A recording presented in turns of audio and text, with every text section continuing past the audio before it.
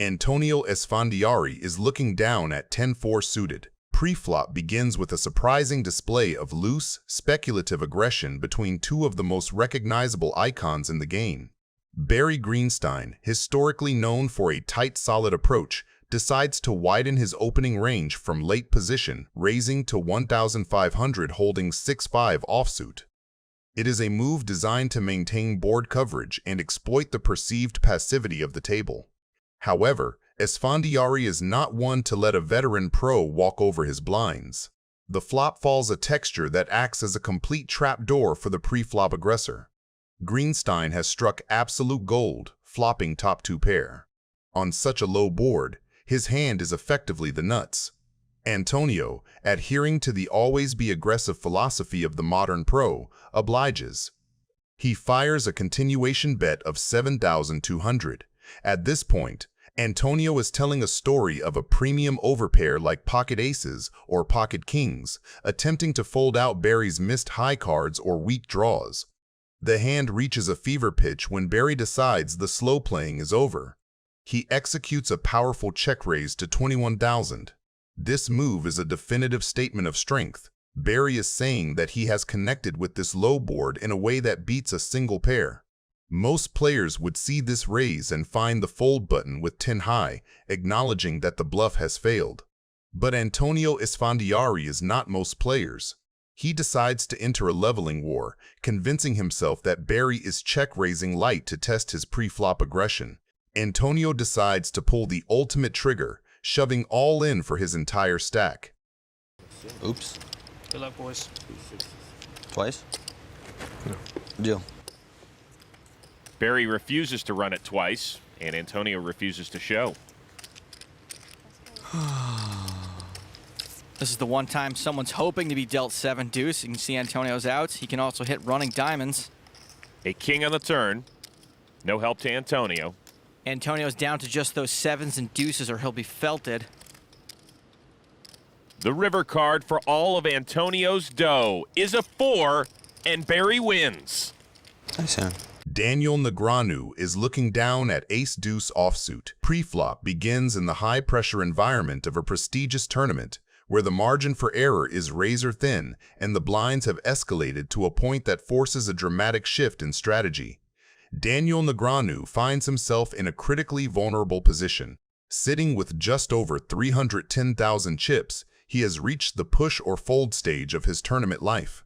In a deep-stacked cash game, this is a hand destined for the muck, but here, it is a hand of necessity. Daniel knows that any ace in a short-stack scenario holds significant power, and he decides to pull the trigger, shoving his entire stack into the middle. I'll take a chop. I bet you would. How about that? Okay, hearts? I got hearts, right? That's good for me. Okay, so just one more heart. That's all you gotta do. And the rest will take care of itself.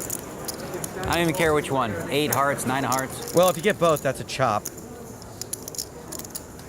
Heart! That's what we need, y'all. Well, Eric doesn't need one. The turn is a spade. Okay. Heart on the river. Can't get it on the turn. Okay. Good luck, everybody. The tables are turned.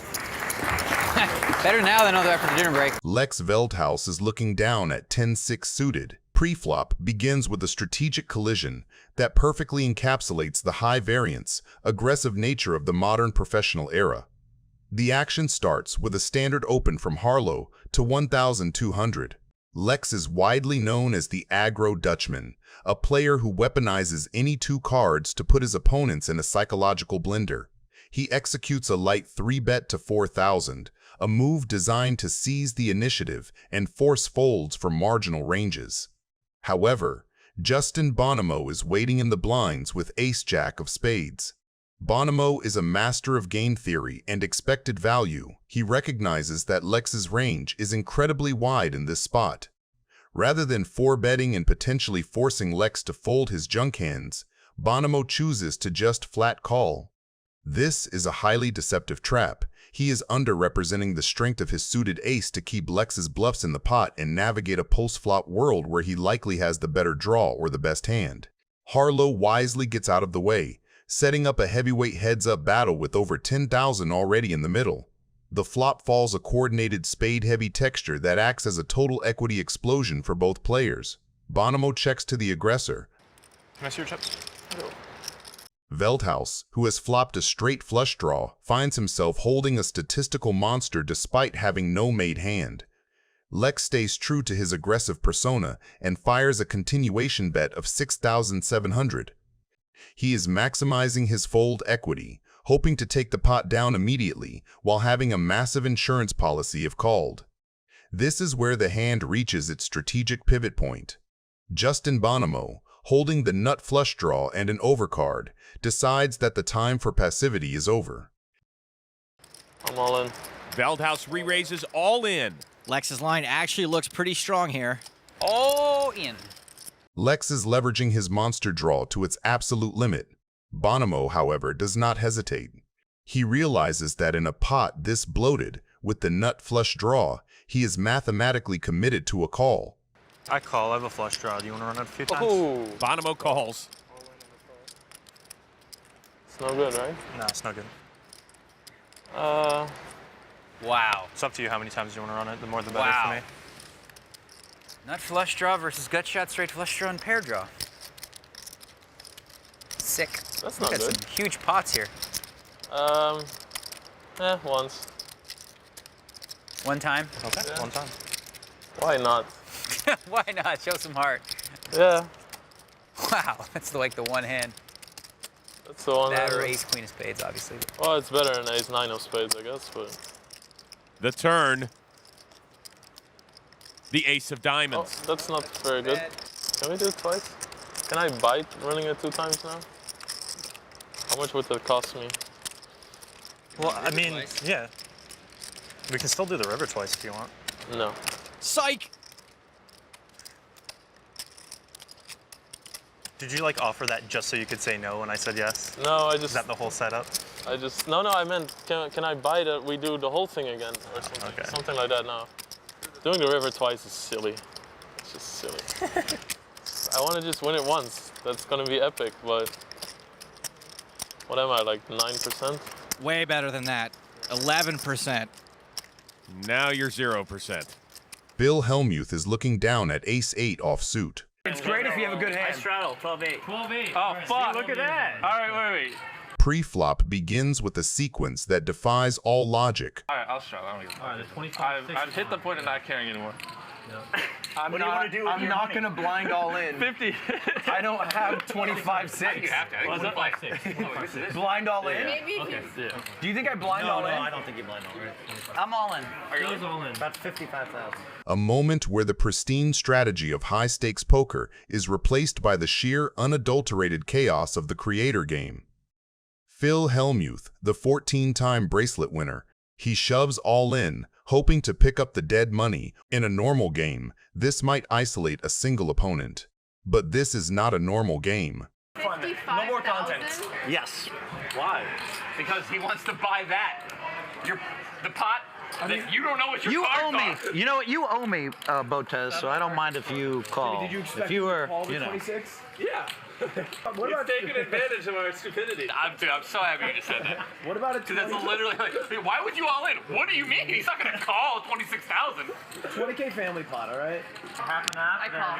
There's the call. Oh, are you trying to do the chips? Yeah. Alan has ace-3, by the way. Does he call? I call. Oh my god. Can you call? God.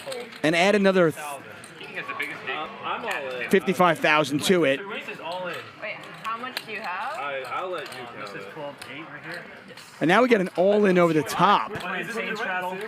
Jump. Okay. So let me get 56. I'm all in. Okay. Take it all. This is going to be somewhere in the neighborhood of a $300,000 Yeah, flip. flip, I guess. I mean, obviously. All in block. By the way.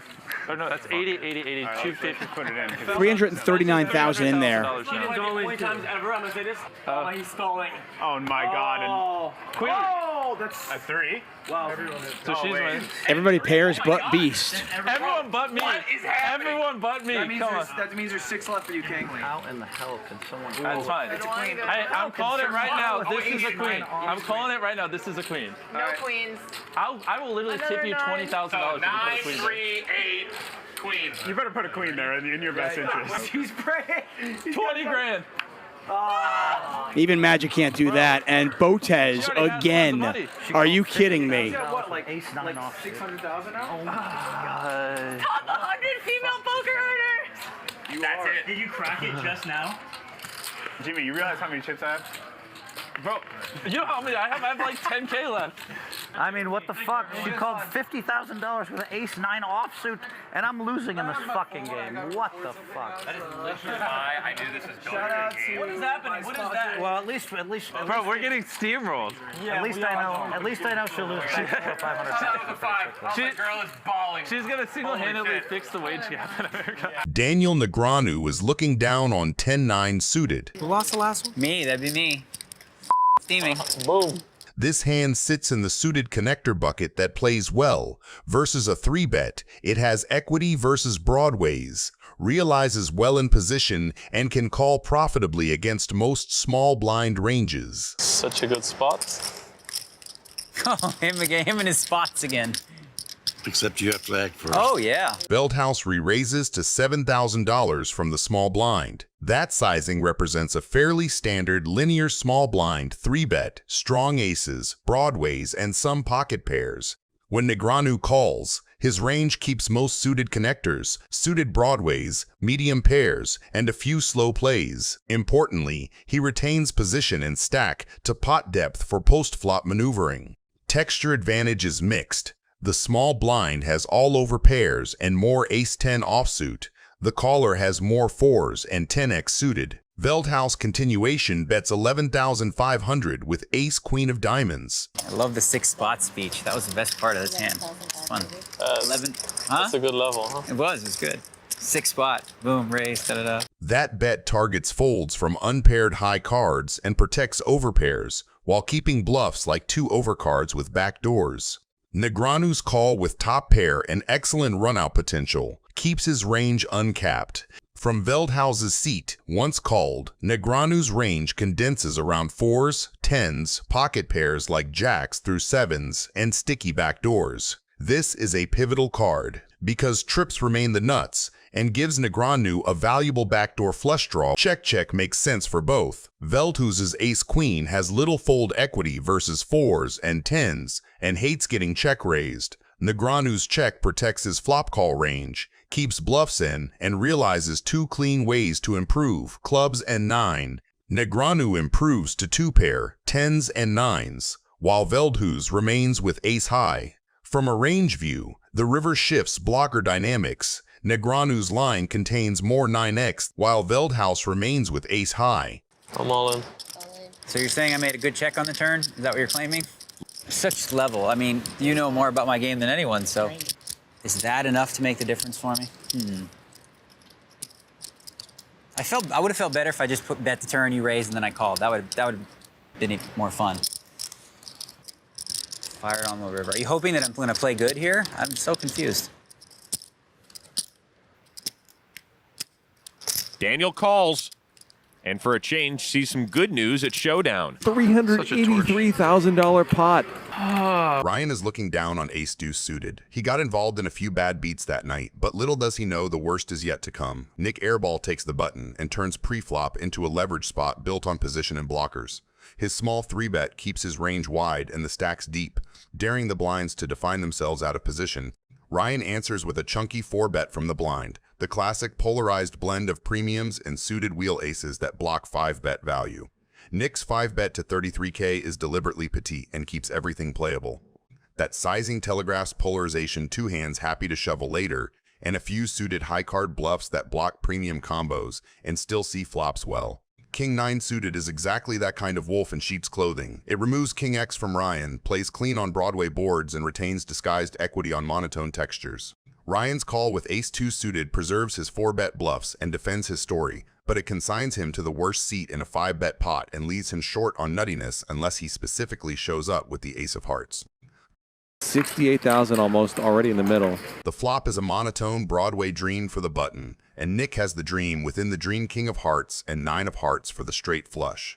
On these boards, the 5-better naturally owns the suited high card advantage, so his small continuation bet works on every level. It pressures ace high and medium pairs. It denies a cheap look to hands with a single heart, and it looks perfectly routine whether he's bluffing or holding the nuts. Ryan's call keeps his range wide but already shaky. With Ace 2 of diamonds, he has no flush equity, no pair, and no blocker to the nut region Nick actually represents. He's floating almost entirely on the belief that later aggression will fold out hands like red queens or a single King of Hearts. The problem is structural. Without the Ace of Hearts in his hand, his story is missing its cornerstone.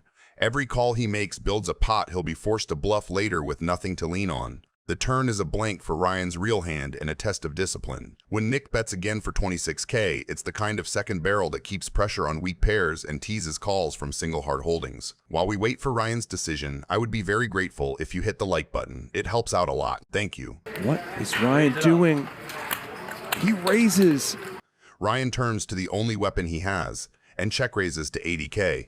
On paper, it's a move that can make sense. A blind who 4-bet pre and check the flop can credibly represent slow-played ace-high flushes or overpairs containing a big heart. The trouble is combinatorics. Against Nick's 5-bet range full of king-high and ace-high suited broadways, you need the ace of hearts or king of hearts in hand to strip value from his continuing region. Without it, you're bluffing into a range that simply doesn't fold.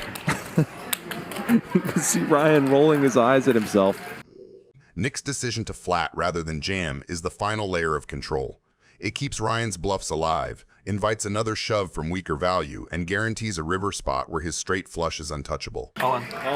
And Ryan shoves. You win. And loses a $383,000 pot. Ah, what a stupid Wow.